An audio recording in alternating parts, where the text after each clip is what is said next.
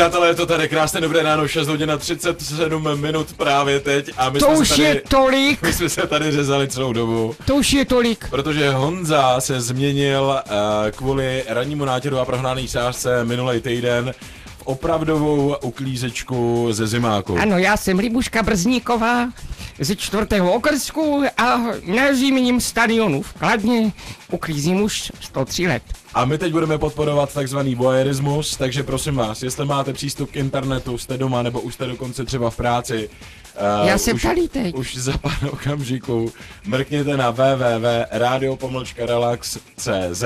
No. Na vrchu, na pravé straně, na hlavní stránce máte odkaz webkamera, klikněte na to a Libuška vám tady bude krásně pozovat. A to funguje, jo? No, to funguje. Jo, to je ten interfernet, to jsem o tom slyšela, mě to říkala ta Majda, mi to říkala, že prej to funguje a že si tam posílá ty e-maily.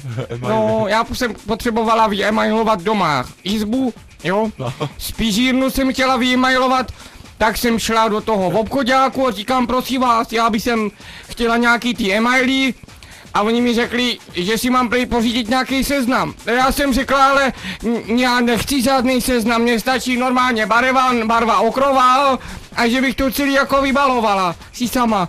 No jo, oni prý nějaký seznam, no tak já nevím, no. Takže já s tím nemám nekosti dobrý zkušenosti s tím interfernetem. S fernetem jako mám zkušenost, ale s tímhle ne. A jako mě by ještě zajímalo, jako proč ty vousy?